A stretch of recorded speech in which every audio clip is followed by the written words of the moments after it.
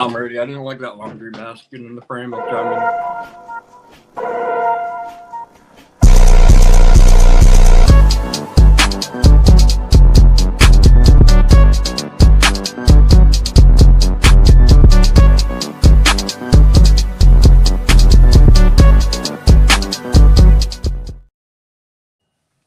All right. Hey, what's up, guys? It is Jordan Lovejoy here with the No Ramp Required podcast. Tonight, I have a very special guest on the show. It is John Goffinet from the great state of Ohio, coming fresh off a third place finish. Yeah. Not first, third place finish on Kentucky Lake for the Tennessee Bass Nation event. And It was into it. First. It was close to first. I was one bass away. The tied for second. Did not have the tiebreaker. I had a 20-inch for big bass, and second had 21. So close, but podium. I'll take it. Yeah. Do you want to kind of start out? I know I said you're from Ohio, but do you kind of want to walk everybody through where in Ohio you are from? I'm from the worst part of Ohio when it comes to fishing. Dayton, Ohio. The greatest place in all of Ohio. Just growing up fishing primarily ponds and creeks, praying to catch something. Yeah.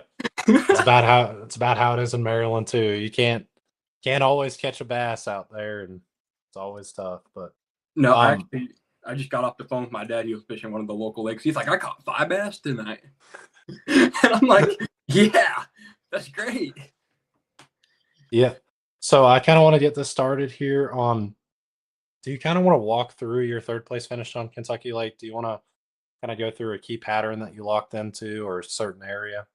Yeah, the area is pretty obvious, so I'm not going to just give that away, because if you watch the video that I'm putting together and then you go into Google Maps, you'll be like, I see where this kid's at.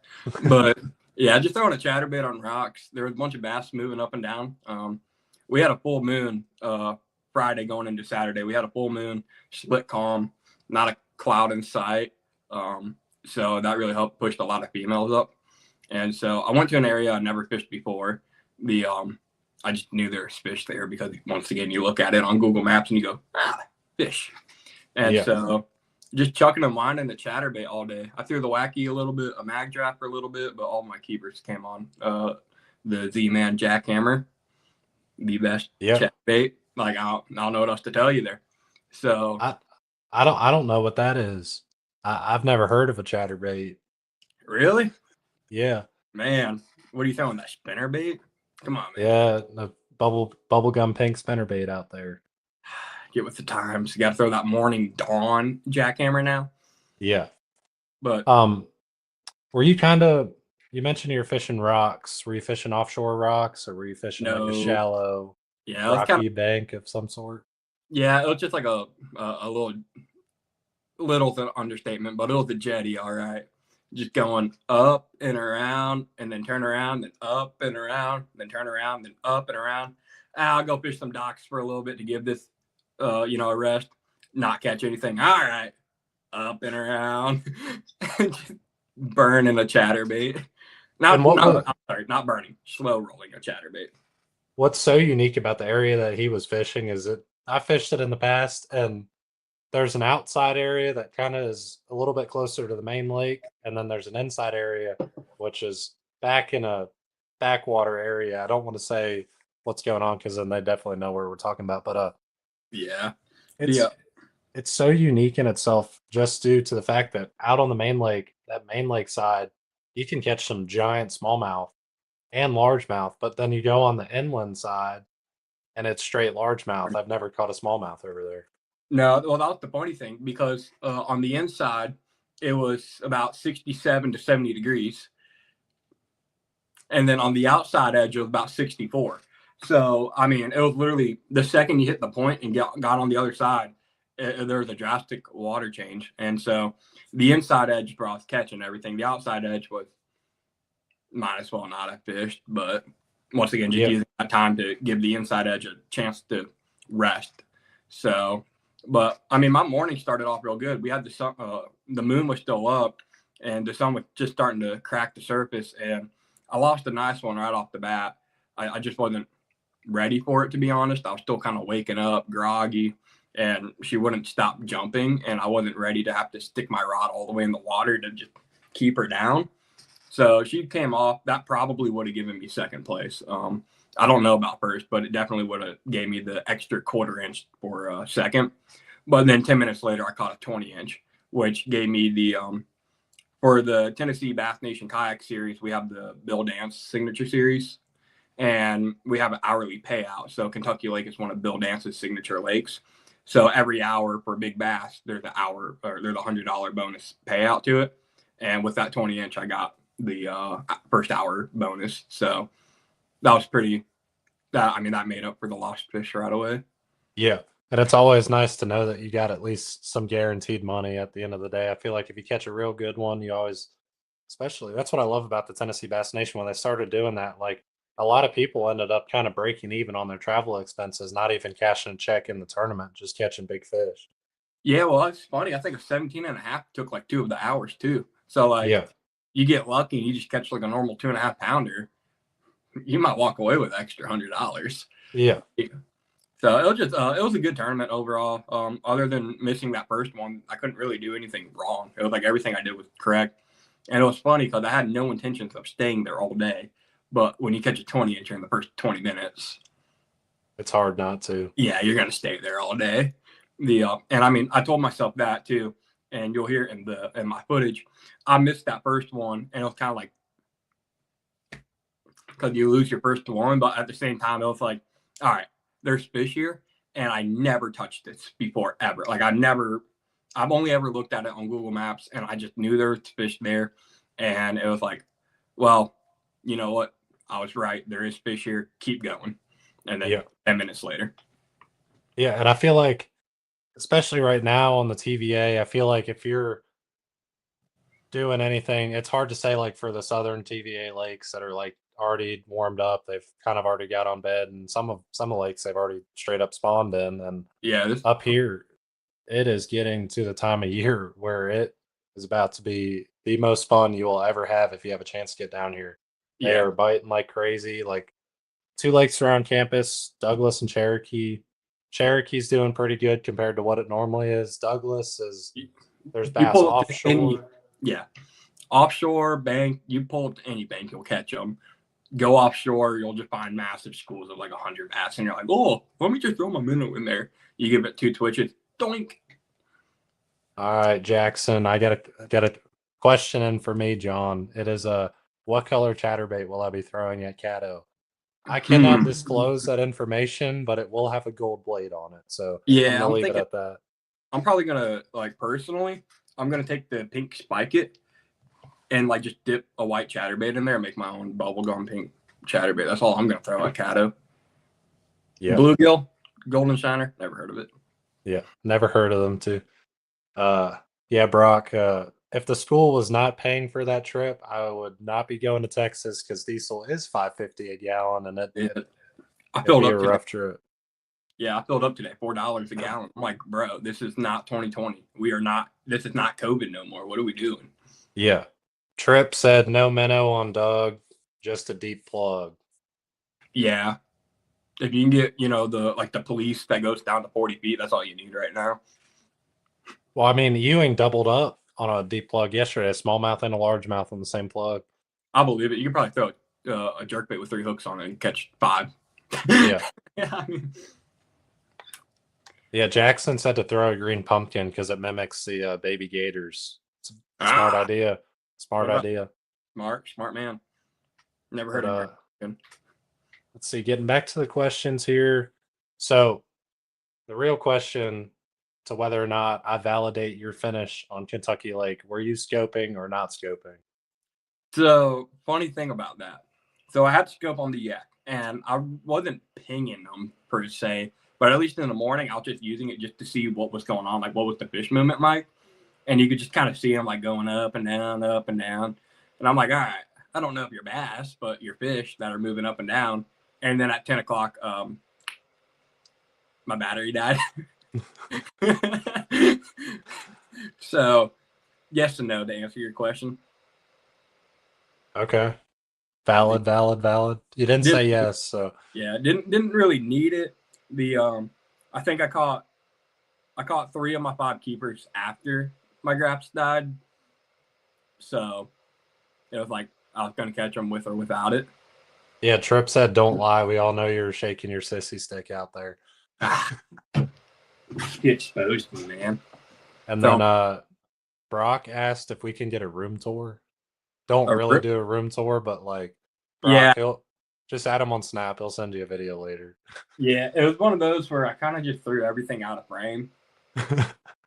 Yeah, I will. My room's got the board up there, and then got a flag. So that's about it. Jackson asked John, "How many Asian carp did you throw at?" Okay, so during practice, all right. So this is my second time fishing Kentucky Lake. My first time fishing Kentucky Lake, I was at Bowling Green State University before I transferred to Carson-Newman for the ACA Big Bass. That was my second college event. I was running one time, and I knew about the Asian carp, but I was running, and I did have a group of them explode on me one time. And then during practice, I thought I found maybe a sneaky area on Barkley, and I went and fished it. And I don't know if it was Asian carp or whatever it was, but I got all the way into the back of the pocket, and I hit something, and all of a sudden there's just like 50, like just like the whirlpools around me, scared the ever living crap out of me, and I said, "There's no bass here." Yep. Turned around, took it to another place. All right. Next question I got for you is what would you have done differently to try and turn your third place into a win? Do you think you could have made any minor changes? Yes. So, and I'm not blaming this on my graphs tag because I should have done this regardless, but off the jetty that I was fishing, there were some stumps out there, and I could see them on my scope, and I should have. I made a few casts on them with like a jig, but I really should have hammered the stumps hard. And it was just one of those where I never fished the stumps out there, and I probably should have. But I don't know. The biggest thing was just losing that first one in the morning. Like I said, I don't know if that would have been a first place, but it definitely would have been a second place.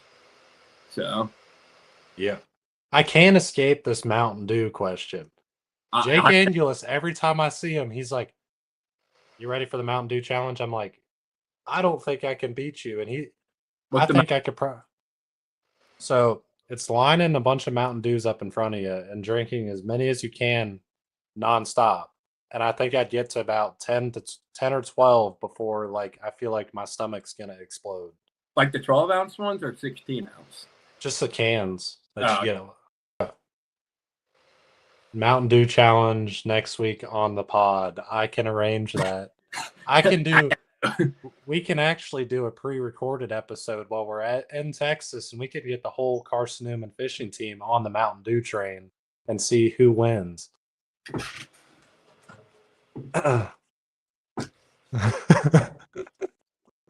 Yeah, could be some good content. All right, we got to get back to the questions because John is known as a D1 yapper, so we got to keep moving on. What did this tournament teach you that you didn't know before? Fish till the last second. And I mean the last second. I kind of learned that when we were at Dale Hollow back in December. We went into that tournament. I don't even think we practiced, to be honest. No, that way I can see firsthand. But yeah, Brock, if you're from Ohio and you don't say Lake Erie's your favorite lake, you are full of crap. Brock said the females usually run from John anyways, so it's no different. Yeah, unfortunately so. It's been a while since I've caught a true big one. Yeah, I've been stuck in that 4.5 pound range. That 20-incher that I caught was about 4.5. But I haven't caught a 5 pounder in like 2 years. Yep. And the next question I got, are you more confident fishing shallow or more offshore scoping or just offshore in general? Mid-depth range. If you get me to 5 to 10 feet, that's where I'm most confident. Get me in, if I'm fishing straight 1 to 3 feet of water, if I'm fishing 20 to 30 feet of water, get me in that 5 to maybe 15 feet. 5 to 15 feet, that's where I'm most confident. Got another question for you, John. Keep it rolling. From I'm not going to drop the name, but No, drop the name. Carson Palmer. Um, let's see. He said, John, any gals spawning at CN? Seen a few on bed back in the day. Heard LiveScope messed them up. Wait, what did you say? John, have you seen any gals spawning at CN? Seen a few on bed back in the day. Heard LiveScope messed them up. I've not seen any CN spawners yet. I keep my room pretty to myself, to be quite frank. Yeah, can't say I've seen too much action. We're gonna leave it that way too here at Carson-Newman. Next question. This is going to be getting more into the college side of things, so forget what we just said. Ignore that Bring it on. last statement. But how do you balance school with traveling and competing at a high level? It's hard. I've been locked up in my room for the last 2 days doing papers. It's not fun. It really depends on how much you actually care about your education, and then how much can you afford to not care. So, like, I got a couple of scholarships that help me financially, but I have to maintain a good GPA, which forces me to then care more than what I would like to about my schoolwork. So, the what I've learned helps out the best is if you can just get all your schoolwork done or get an extension on them before tournaments, do that. That'll make your life a whole lot easier. Like right now, life kind of sucks because I'm up early and up late doing nothing but papers and my eyes want to fall out of my head. But when we're at Caddo and I'm watching everyone else stressing out about assignments and papers, I'm not. Yeah, So, you're locked in on trying to get the best finish you can. well, that's just it. It's like, I know there's been a few tournaments where some of us have been up till like 3, 4 a.m. working on school stuff, and then you're up at 5 a.m. to go practice. It's like, it's just, yeah, if I can get everything done before or get an extension to get it turned in after, life is a whole lot easier that way. Jackson said you have to go find them big gals on the pre-spawn staging areas. We can go to Knoxville if he wants to. Yeah. Let's see. Next question. What does a typical week look like when we go to travel? So like just kind of walk us through what's going to happen next week when we leave for Texas. So Monday we'll have a meeting on Monday, and we'll kind of solidify like who's driving with who, who's our partner's going to be. We'll figure out where we're going, like where we're staying at. We'll get registered for the tournament, kind of sort out any last minute problems like, oh, my trailer light's not working. Oh, that's a problem. Let's get that fixed. So usually Monday night is kind of just last minute preparations. Usually a lot of us are up late rigging rods. And then Tuesday, usually I'm there at the boat barns anywhere between 4 to 5 a.m. I don't know if we're going to be trying to leave at 5 a.m. or 6 a.m. Hopefully 5 a.m. so we can get through Knoxville. But, usually it's pretty early. Try to leave on time. Almost never happens, unfortunately. But, if everyone gets there on time, we're out on the road. And then usually we'll stop for breakfast like an hour and a half later.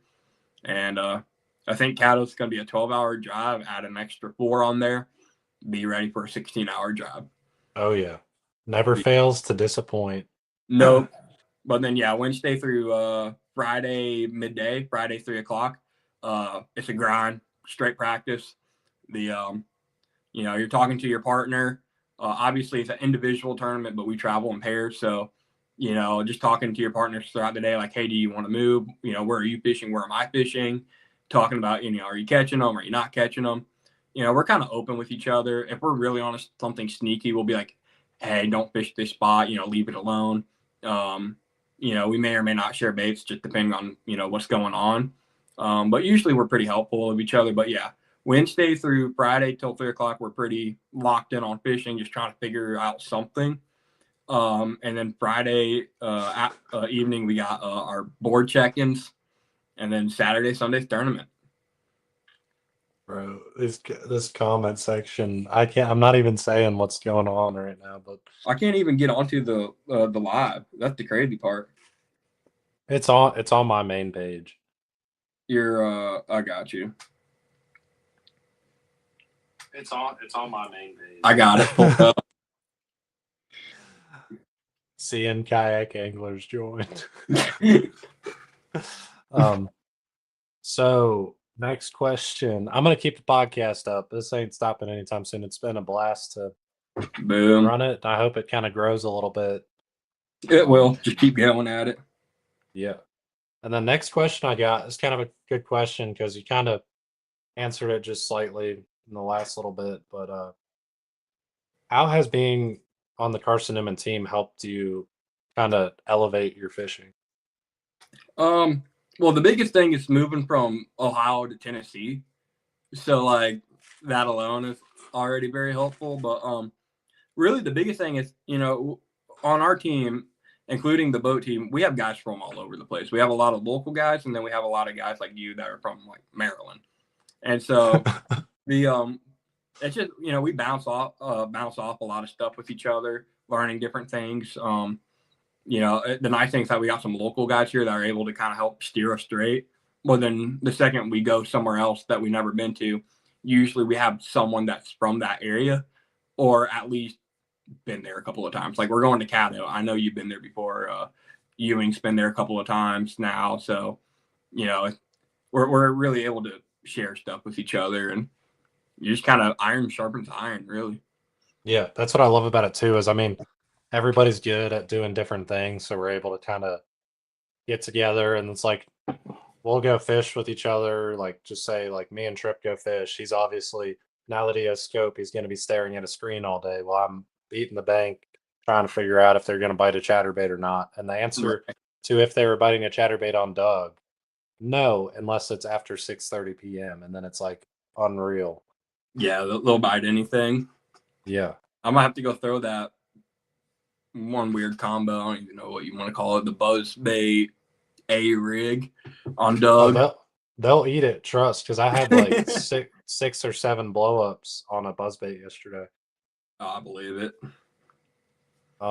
Let's see. Next question I got is, what's been the biggest adjustment going from high school to college fishing?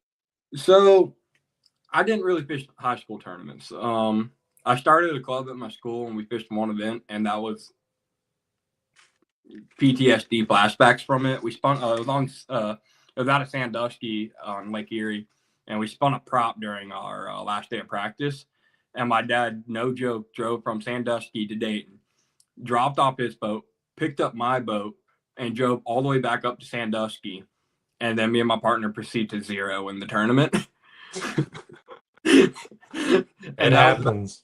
That was about my actual high school career summed up. But I fished like a bunch of Tuesday nighters. I fished a couple of the BFLs at the Co.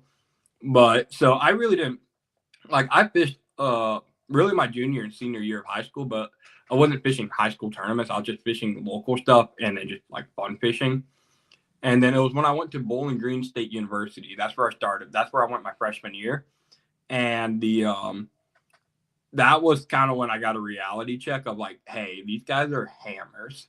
My first ever college tournament was MLF on Champlain, and that went about as well as it could have gone. Not I caught one keeper, me and my partner did, but then it was when I went to Kentucky Lake for the ACA Big Bass Bash. I went there solo, and that's when the reality check of this college fishing slapped me across the face, if not more than that, because I'd zeroed. And Kentucky Lake during the time of the year that the ACA likes to go, it can be challenging. But the fact that I just flat out zeroed was it was quite frankly pretty embarrassing. And just once again, it gave me a reality of what's about to happen. And things weren't going all too well my first semester at BG. So then that's when I looked into transferring. And I reached out to a bunch of schools, and Carson-Newman was the only one to reach back. So had a bunch of long conversations with Coach Jacob Frazier, and then decided to commit to transferring. Sweet. And then it was my first year doing kayak fishing down here. Horrible. A lot of lessons to be learned after every tournament. It took me a lot longer to adjust than I would have liked it to. But then it was during our Dale Hollow event last year, the Bassmaster one, where I had like 93 1/4 inches day one, where it gave me the confidence to continue doing this. And it just gave me I just knew that I could be successful at this if I just really gave it my effort and all my energy. And that's all I did during the summer with kayak fish. And then I like to say it's been paying off recently. Yeah. And Jackson, gators do eat a chatterbait as good as bass when you're in Florida. The baby gators. You just gotta fish it like a top water and just like wind it real fast on the surface and they'll eat it. They eat about anything that swims in front of them. Let's see. Just throw a frog at them. Yeah. We have been requested to do a Q&A, but the viewer count went down, so we're gonna ditch that and move on to the next question. Yeah. We can do a Q&A trip if you want to. Just put the questions in the chat, and as he's kind of answering, we'll kind of bounce in between. Unless you want to do a Q&A, start putting the questions in there. If it's not in there in 5 seconds, I'm moving on. I don't know. I think we've been doing a Q&A the whole time. I know, that's what I'm saying. We've been bouncing back and forth. But question for you, John, is what's one thing people don't see behind the scenes of college fishing? A lot of staring at Google Earth and avionics. I think the biggest thing is like a lot of the guys, and this is kayak and boating. A lot of guys, especially older ones, for no reason, they just like to look at us and go, "Oh, you got rich parents, you got daddy's money, and you got your cheater box, and you got your bass boats that go 100 miles an hour, and you got dots." And the reality is, like, you know, a lot of the kids, like, if we have a massive tournament coming up somewhere, like let's just say it's fall break or it's fall and we know we're going to Santee Cooper in spring. Before the off limit hits, guess what we're going to be doing during the wintertime? We're going to go to Santee Cooper and put our time in. And that's what a lot of the guys on the boating team did. They did that with all the lakes coming up for this semester. It's not just a show up and pray for the best. It's these guys are putting their time out on the water. There are guys that fish every single day. It's nothing compared. There's nothing like time on the water. People can give you all the dots in the world that they want to give you, but ultimately it's what your time on the water is going to dictate how you do in a tournament. And obviously there's some sketchy stuff that happens. That's just how it is. But you can't pinpoint the blame on that, in my opinion. And a lot of people just like to say, "Oh, you guys are young and you know how to play video games, so that correlates to live scope." And it's like, no, these kids are so dialed in on scope, they're seeing stuff that you would never see. They know how to position their boat on a bass that if you don't position it, they're just not going to eat it. Maybe 6 years ago when scope first came out, they would, but nowadays not. The pressure's too heavy. And so it's just one of those where it's time on the water that a lot of people aren't seeing. Guys are truly fishing every day. If not every day, they're fishing every other day. And they're putting in their time. They're watching videos. They're reading articles. They're looking at Google Earth. They're looking at Google Maps. And they're not just looking at it. They're analyzing it. They're going back in time and looking at droughts and floods. And they're looking at specific minor details that you would never think would be relevant at all. They're staring at navionics the night before a tournament, making sure like, hey, there's a flat here that we need to check out. Hey, there's a drop off here that we should check out. Or, hey, there's a creek channel leading into this massive cove that, there might just be free roamers out there chasing bait. So a lot of the behind the scenes is really just doing all the minor nuances that no one likes to do. Your average fisherman likes to just pull up to the pond, launch their boat, and just, if we catch them, we catch them. If we don't, we don't. But the guys here, that doesn't fly. You have to put your time in. And once again, just knowing what you're doing on the water and knowing where you're going to go. And I think the other thing too is a lot of these guys, they like to think that, oh, just because now we have the electronics, like live scope, that we lose a lot of like our intuition. No, we actually use our intuition a lot. Now, sometimes we don't listen to it, but a lot of times, what's going to happen is we're going to show up day one of practice and we're going to have a game plan and we're going to stick to that game plan going into day one of practice. But then after day one, we are going to let the fishing tell us what we need to do for the rest of the week. And we might completely abandon our game plan, or maybe our game plan is right and we just got to make minor adjustments to it. And that's just what a lot of people aren't seeing. Yeah. We got some questions coming in the chat. It is let's see. Not asking that one. What is your favorite lake in Tennessee to fish on? Dale Hollow. The Dale Hollow? Yeah, I love that place so much. You can really do kind of whatever you want. I say that, but then it turns into scoping every time. But it's clear body. You can go up into the rivers and fish some more of that muddy stuff if you want. Smallmouth, that just kind of it sets up nothing like the Great Lakes or anything like that, but it's still just having that ultra clear water and smallmouth. That's my thing. Yeah. Lee Rose just popped in. What's up, Lee? She said you're very versatile, John. I don't know about that, but thank you. Let's see. Trip wants to know the secret to the spy bait. Pretty simple actually. You throw it, you let it sink, and you just wind it. You just chuck and slowly wind it. Usually, if you can throw it around bait balls that bass are actively feeding on, that's kind of the best case scenario. Great Lakes Finesse Day Pin Spy Bait. I picked up a couple of those at the Classic, and I'm very excited to try those out this year. Yeah, It's not quite spy baiting season. A lot of the bass are a little too shallow for that right now.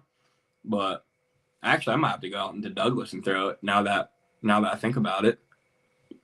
Lee Rose wants to know when you're going to be at the Nation event. I'll probably be there like at 4:30 a.m., 5 a.m. So we got the Bassmaster Nation event on Cherokee Lake this weekend.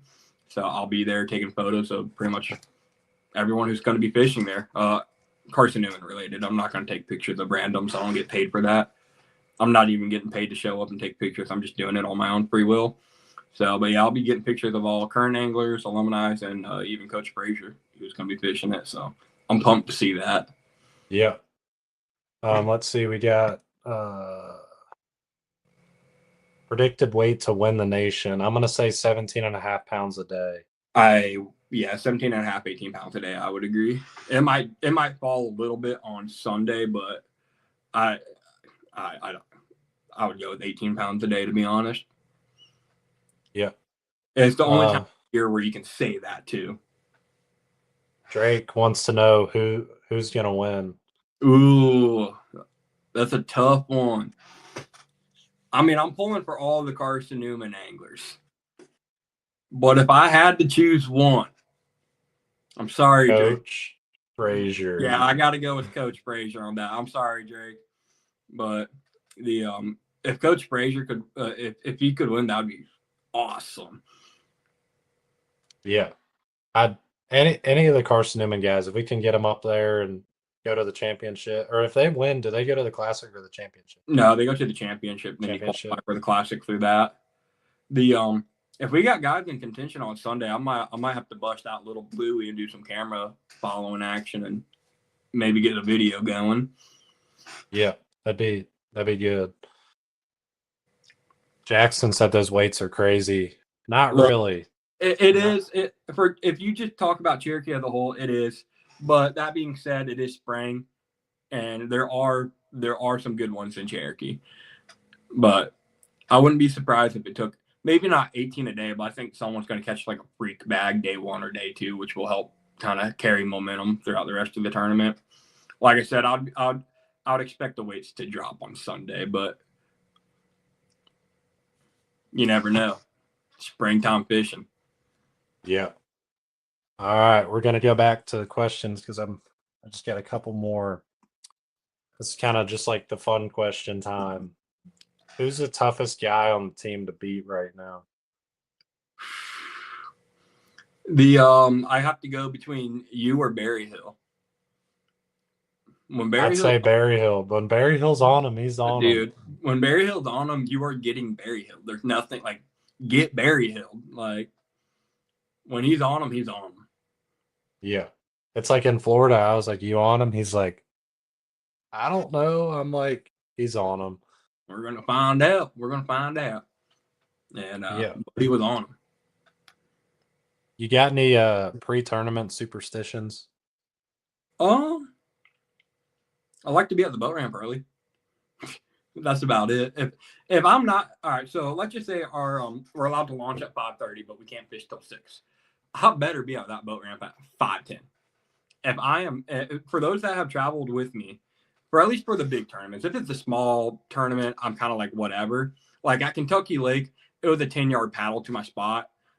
So I wasn't stressing about being there super early. I actually think I got on the water at like 5:50 and then started fishing at 6.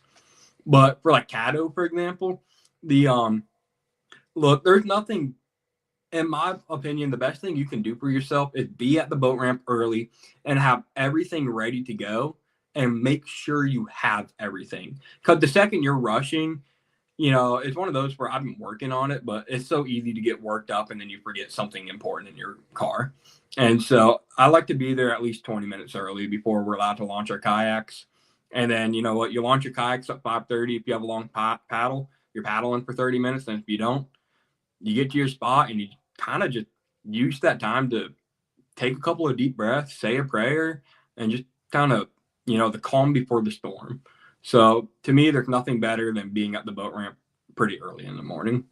But other than that, I really don't have a whole lot of like superstitions.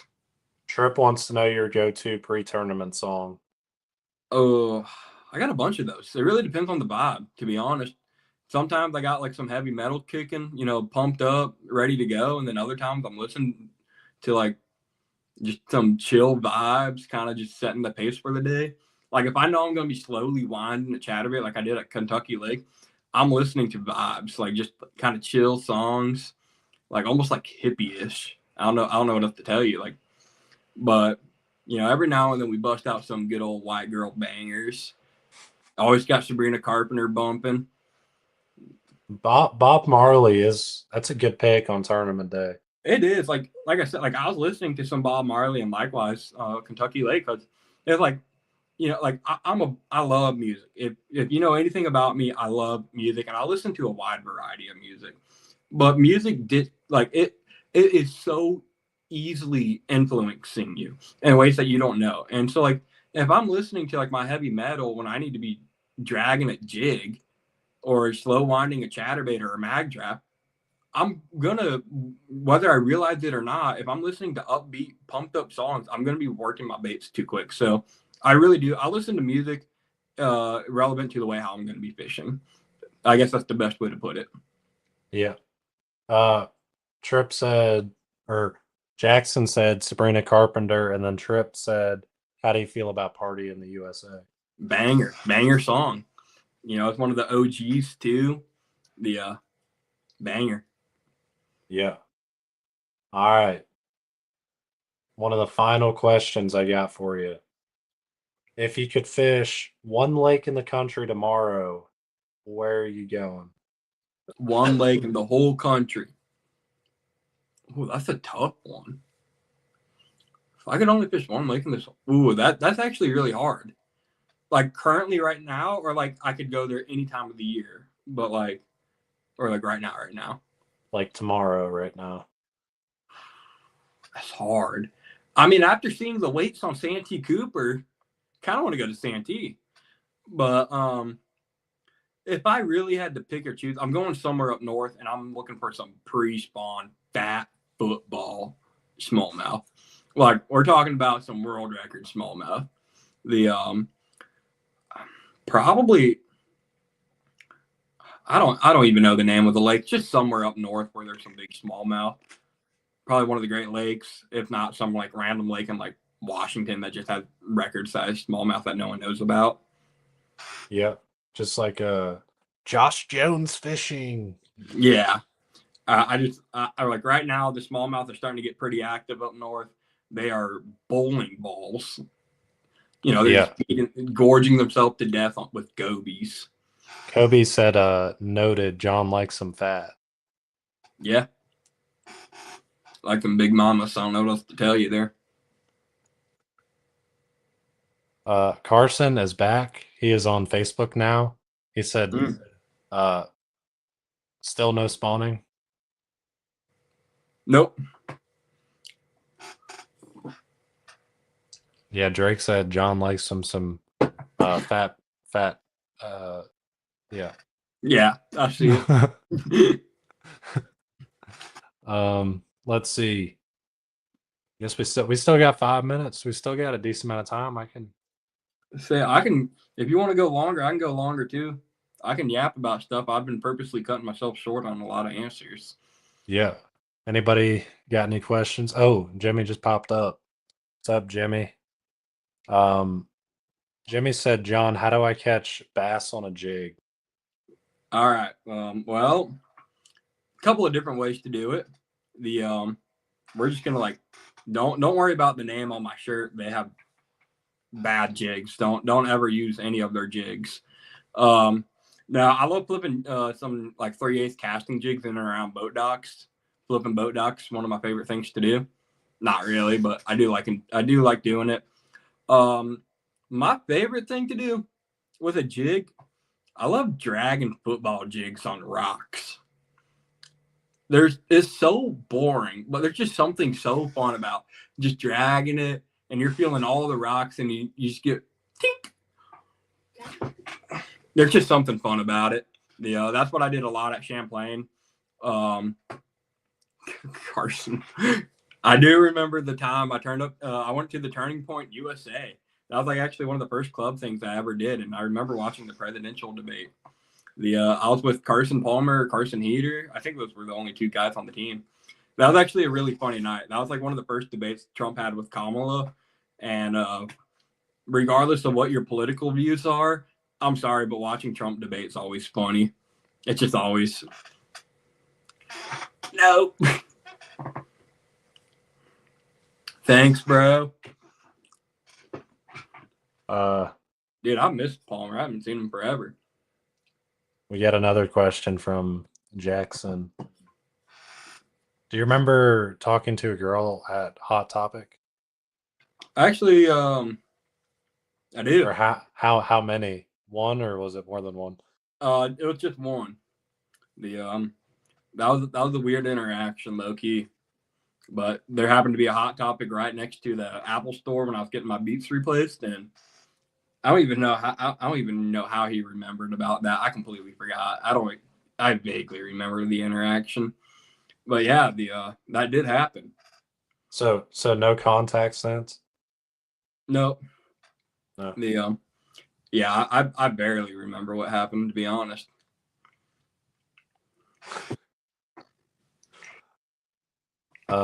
Let's see.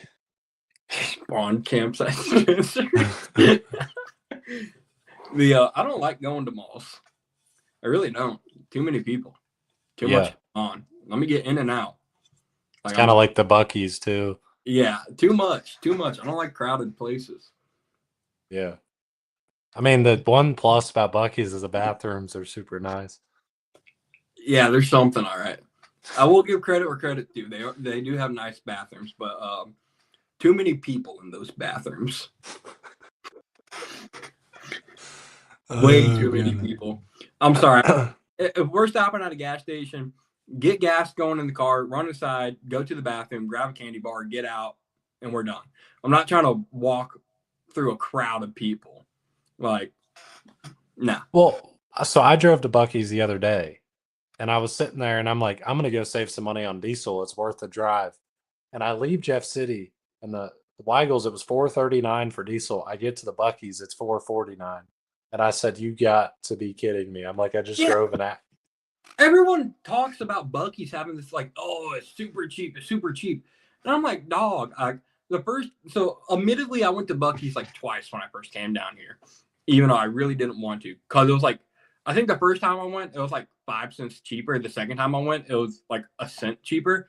And I'm like, all right, well, all the money I just saved, I just burned driving here. I'm like, Weigel's is my favorite gas station. Weigel's is the go. Yeah, what's on your calendar this week, John? I actually don't know, but as far as I can remember from my head, I'll be going to Cherokee the next couple of days, getting flicks, and then Caddo. Caddo's gonna be fun. Yeah, I'm excited for Caddo. I think that's anyone's ball game. Yeah. Well, unfortunately, I'm going to make the call. Wawa is better than Weigel's. No, it's not. Don't lie to yourself. Quick Dude, Trip is, if we're gonna get into that, Quick Trip is better than Wawa. I don't know about all that. Are you serious? Are you kidding, dude? The biscuits that we had at the Wawa in Florida were awful. The Well, worst. that's because you're getting the biscuits that are pre-made. You got to make No, them fresh to order. I got the order ones. They give you very limited options. Like I couldn't get like a cheese, bacon, sausage, egg sandwich. Like it was like, oh, you want sausage or eggs? Like they only gave me two options, and I did the whole pre-order crap or like where they make it, and it was just for how long you had to wait for them to make it. It was so mid. But yeah, Yeah, I'm sorry. when Quick we go to Trip's better. Susky, you're gonna have to get on the sheets. Oh no, we Sheets, have sheets at home. I like sheets. The yeah, they got some good subs. They got some good chicken tenders, dude. They got about everything. if we can ever get up to Wisconsin, wait till you go to the Come and Go. That's a good place. It's literally called Come and Go. KUM. It's a good gas station. I'm not lying. It's the real thing. If we ever go up to Wisconsin, Kobe, there you go. Shout out Weigel's. yeah, Shout out Weigel's. Weigel's is the best gas station. Nothing touches it. I forget. I think it was the championship. All the northern guys were coming down, and they were like talking about how good the biscuits are at Weigel's, and I'm like, who put you on that? Because like everybody down here just already knows that. Oh, not me. I don't really talk to anyone. I don't. There's so many Ohio kayakers, dude, and like I don't talk to any of them. Owen Klein from OSU is the only one I ever really talked to. I guess Drew Yeah, Gregory too, like once when we were at Champlain, but John Klein, the chili cheese dogs at the sheets are for the win. Although it does require a midday pull up on the bank, take 10 minutes and get back out on the water, but it's well worth it because they're really good. yeah, I was gonna say I think you're gonna have a fun time in the bathroom if you eat one of those. Yeah. But I'm going to unfortunately make the call just because I'm sleep deprived and Feel I that? would like to wake up for class tomorrow. But this was an awesome episode. Huge shout out to John for hopping on. I know he's got a lot of essays Look, to buddy, you are write, helping me procrastinate on that right now. but you kind of want to let them know where they can find you at for anybody who doesn't already know you. Yeah, so Goffinett Fishing on Instagram, Facebook. I'll be starting up something on YouTube one day. The For those that don't know, I run media here at Carson-Newman for the kayak team, and I'll be taking over boating here pretty soon. I'm gonna be trying to get a YouTube channel going here. I tried to get one with Kissimmee Chain. I'll be filming Caddo. I have all the footage. They just need to be edited. I don't have a computer that can edit right now, and I haven't all semester, so I'm a little far behind on videos. But one day we'll see Barry Hill holding up his college trophy from Kissimmee Chain. Like I said, I'll be filming all of Caddo, and then hopefully I can get those videos posted. I think what will happen is I'll get them edited, but then I'll kind of post them right before the fall semester starts. That's just like kind of teasers to like what's to come, and just kind of like a hype up of like, hey, the school year starting, brand new class of guys coming in and whatnot. And then we'll be in full swing next semester. So I'm really excited for it. But yeah, Goffinett Fishing. I have a photography account, Goffinett Production, but I think I'm going to go ahead and just delete that and leave everything on my Goffinett Fishing page. Yeah. But yeah, and then follow, if you don't already, for whatever dumb reason, make sure you follow the CN Kayak Anglers and CN Anglers account. But Yeah, like I we said, dropped some juice on there, some kind of tackle walkthroughs and how we cash checks at tournaments. So it's a good watch. But mhm. John Klein, not John Goffinet. Safe travels to you down to Texas and Louisiana, and I'll see you down there. But thank you guys so much for watching this week. Stay tuned for next week. We got some awesome stuff coming down the pipe. The end of May is going to be a grinder for me, but it's going to be really, really cool for Santee. Going to be a lot of stuff going on that week. Can't drop too much because I don't want to spoil it, but it's going to be really, really fun. So thank you guys for tuning in. Boom.